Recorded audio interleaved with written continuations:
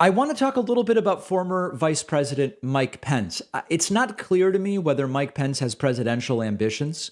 Mike Pence yesterday, however, gave a speech at the University of Virginia, and it's actually notable and painful how terrible and uninspiring a speaker Mike Pence is. We're going to look at a couple of clips. Now, as many of you, of course, no doubt know if you've been following American politics for certainly the last 5 years, if not the last 10 or 15, this sort of archetypal, prototypical idea of the alpha male is a really big deal in right-wing politics, in Republican politics in the United States. And Mike Pence, in the context of appearing to or trying to make Joe Biden look weak in relation to Vladimir Putin, made the case that he went toe-to-toe with Putin. And he told Putin things that he didn't want to hear. And it's all just so obviously bogus. Take a look at this. I've also met Vladimir Putin. Yeah. I've stood toe-to-toe with him, and I've told him things he didn't want to hear. Oh. And let me tell all of you, Putin only understands strength. And America must meet this moment with American strength. Now, there's a couple different things here. First of all, is he saying he wants a war? Because if you look at what the Biden administration has done so far in Ukraine, it's almost everything short of boots on the ground. I mean, okay, the U.S. hasn't, that we know, carried out drone strikes in Russia, but the U.S. has provided drones to Ukraine.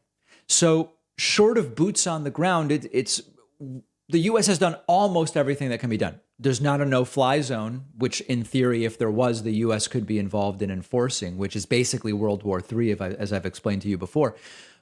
But this is the guy who was vice president to Trump who said, I'm going to keep us out of wars.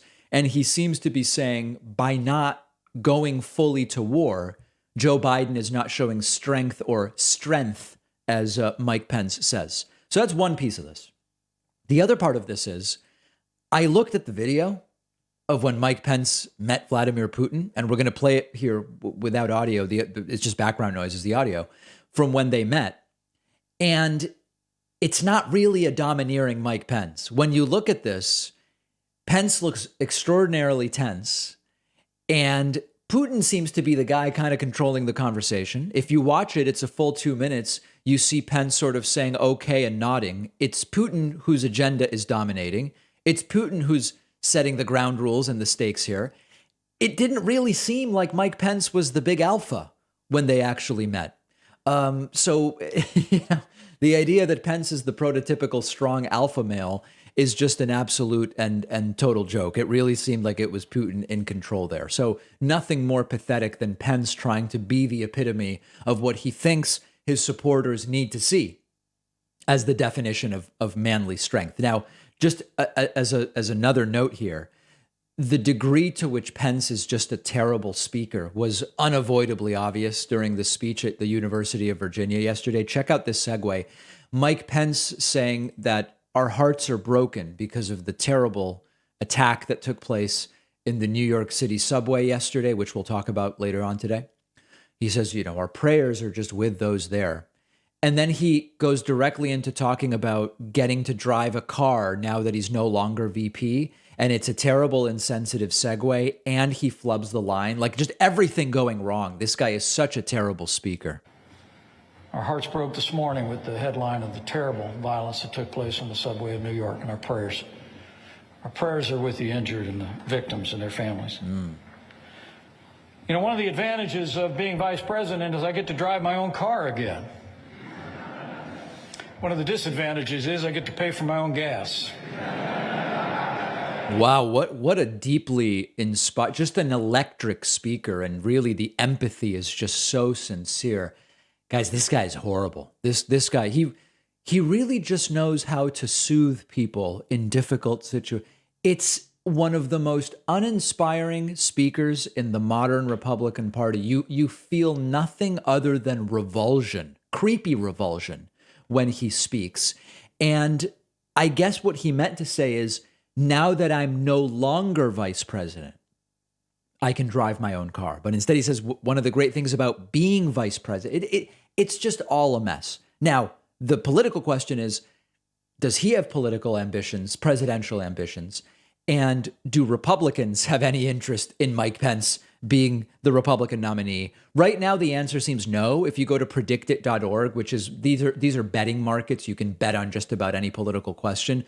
Who will win the 2024 Republican presidential nomination? It's still Trump in the lead over Ron DeSantis, although Ron DeSantis is really closing in on Trump, and we'll talk about that later. But Mike Pence down in fourth place, 5 cents out of every dollar being bet is going to Mike Pence will be the Republican nominee in 2024. So we will watch it. Pence is an absolutely horrible person, a terrible speaker, but after Trump in 2016, you're not going to hear me say X will never be the Republican nominee. It could be anybody. It could be Ted Nugent for all I know. One thing is you don't want to overstate the common sense and intelligence of the Republican electorate, and so I'm not going to. One of our sponsors is Atlas VPN, an awesome company offering free VPN subscriptions to journalists in Ukraine, risking their safety to do really important work.